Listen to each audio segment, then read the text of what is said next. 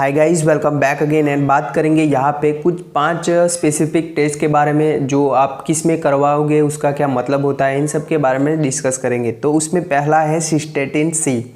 तो ये किडनी की बीमारी को देखने के लिए ये टेस्ट करते हैं, जो कि हमें GFR जो ग्लोमेरुलर फिल्ट्रेशन रेट, आपको पता ही होगा कि किडनी हमारी है वो खून को साफ करने का काम करती है, तो वो किस दर पे करती है। इसमें GFR का क्या मतलब होता है? GFR मतलब कि ग्लोमेरुलर फिल्ट्रेशन रेट, मतलब कि आपका कितना खून साफ हो रहा है 1 मिनट में, वो दर कि खून साफ होने का जो दर होता है उसको बोलेंगे GFR, जो कि नॉर्मली रहता है 90 से 120 ml प्रति मिनट, मतलब कि 1 मिनट में वो 90 से लेके 120 ml तक आपका जो खून है वो साफ होता है।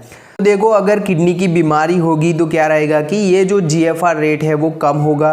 उसके अलावा देखें तो जो वेस्ट प्रोडक्ट शरीर से बाहर निकलनी चाहिए वो नहीं निकल पाएगी और वो खून में बढ़ेगी, जैसे कि क्रिएटिनाइन होता है। हमने आगे के वीडियो में डिस्कस किया हुआ है कि क्रिएटिनाइन है, देन यूरिया है, यूरिक एसिड है, वो सब खून में बढ़ते हैं, तो वो दर्शाते हैं कि किडनी खराब हो रही है। यहाँ पे सिस्टेटिन सी जो है वो एक प्रकार का स्मॉल प्रोटीन होता है जो कि हमारे हर सेल से बनता है और वो भी ऐसे फिल्टर होने के लिए जाता है। ओके, किडनी में फिल्टर होने के लिए जाता है, उसकी वैल्यू खून में बढ़ेगी तो वो दर्शाता है कि किडनी में कुछ प्रॉब्लम है। तो देखो, नॉर्मली जो किडनी की खराबी है उसको देखने के लिए क्रिएटिनिन टेस्ट वो करते हैं, लेकिन यहाँ पे सिस्टेटिन सी ये टेस्ट क्यों करते हैं? तो ये टेस्ट जो बॉडी बिल्डर्स होते हैं या फिर ओवरवेट है या फिर एल्डर्स है, जिनमें क्या रहता है कि क्रिएटिनिन का लेवल ज़्यादा रहेगा, तो उस कंडीशन में सिस्टेटिन सी है वो इम्पोर्टेंट रहता है। दूसरा टेस्ट है HLA-B27, जो कि एक स्पेसिफिक प्रोटीन है। उसका फुल फॉर्म होता है ह्यूमन ल्यूकोसाइट एंटीजन। इसमें देखो कि जो ह्यूमन ल्यूकोसाइट एंटीजन होते हैं, एक प्रकार के प्रोटीन होते हैं, स्पेसिफिक प्रोटीन होते हैं, जो कि हमारी श्वेत कणिका के ऊपर प्रेजेंट होते हैं। तो नॉर्मली वो हमारे शरीर की टिश्यू है, सेल्फ टिश्यू है, या फिर दूसरी मतलब कि वो बाहर का कोई पैथोजन है, एंटीजन है, उसको डिफ्रेंशिएट करने में मदद करता है। यहाँ पे अगर HLA-B27 प्रेजेंट है तो वो ऑटोइम्यून कंडीशन को इंडिकेट करता है।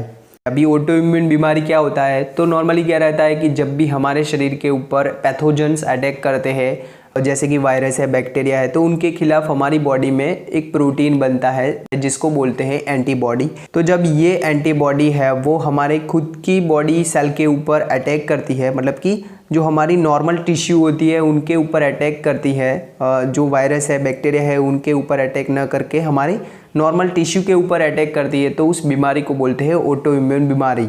जो HLA-B27 है वो ऑटोइम्यून बीमारी को डिटेक्ट करने के लिए टेस्ट किया जाता है। उसमें एंकाइलोजिंग स्पॉन्डिलाइटिस की कंडीशन होती है, जिसमें क्या रहता है कि गर्दन है, रीढ़ की हड्डी है, उन सब में दर्द रहता है, सूजन रहती है और उसमें अकड़ापन रहती है। देखिए तो यहाँ पे रूमेटॉइड आर्थराइटिस की कंडीशन रहती है। देन जुवेनाइल रूमेटॉइड आर्थराइटिस, बच्चों में जो रूमेटॉइड आर्थराइटिस की कंडीशन होती है, मतलब कि जोड़ों की सूजन बन जाती है, वो भी एक ऑटोइम्यून बीमारी है, रूमेटॉइड आर्थराइटिस है वो भी। उसके अलावा देखिए तो यहाँ पे इन्फ्लेमेटरी बाउल डिसीज में भी ये HLA-B27 है बढ़ा हुआ मिल सकता है। आँख के रंगीन भाग की सूजन में भी यहाँ पे HLA-B27 बढ़ा हुआ मिल सकता है। तो इसकी रिपोर्ट आप देख सकते हो, यहाँ पे वो पॉजिटिव या नेगेटिव में देखने को मिलती है। तो यहाँ पे पॉजिटिव है जो पेशेंट है इसकी। आगे का टेस्ट है ACCP टेस्ट, मतलब कि एंटीबॉडी साइक्लिक सिट्रुलिनेटेड पेप्टाइड टेस्ट, जो कि एक एंटीबॉडी है और वो भी हमें देखने को मिलती है ऑटोइम्यून बीमारी जैसे कि रूमेटॉइड आर्थराइटिस की कंडीशन है उसमें। ये जो टेस्ट है वो आप रूमेटॉइड फैक्टर्स जो हम आगे डिस्कस करते हैं उसके साथ में करवा सकते हो या फिर उसके बाद में करवा सकते हो, डायग्नोस करने के लिए कि ये जो कंडीशन है वो रूमेटॉइड आर्थराइटिस की कंडीशन है या फिर नहीं। इसका नॉर्मल रेंज रहता है वो होता है 20 यूनिट से कम रहता है और वो लेबोरेटरी टू लेबोरेटरी उसकी रेफरेंस रेंज में अलग अलग रह सकता है, जैसे कि आप यहाँ पे इस रिपोर्ट में देख सकते हो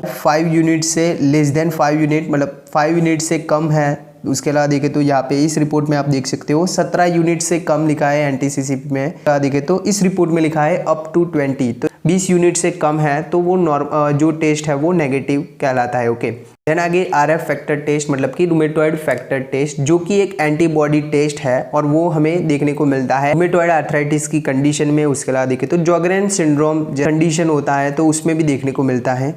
तो यहाँ पे RF टेस्ट है वो कभी कभार नॉर्मल लोगों में भी वो पॉजिटिव होता है। उसके अलावा देखें तो कभी कभार फॉल्स पॉजिटिव देखने को मिलता है हमें। हेपेटाइटिस की कंडीशन है, कैंसर की कंडीशन, सिरोसिस की कंडीशन या फिर क्रोनिक कोई बीमारी है, बैक्टीरियल इन्फेक्शन है, उसके अलावा देखें तो सिफिलिस की कंडीशन है, टीबी की कंडीशन है, तो उसमें फॉल्स पॉजिटिव देखने को मिल सकता है। आगे का टेस्ट है LPPLA2, जिसका मतलब होता है लिपोप्रोटीन एसोसिएटेड फॉस्फोलाइपेज A2, जो कि एक एंजाइम है। एंजाइम क्या होता है? तो एंजाइम एक प्रकार का प्रोटीन होता है जो कि हमारे शरीर की जो प्रोसेस होती है, प्रक्रिया होती है, उसको स्पीड से पूरा होने के लिए रोल प्ले करता है।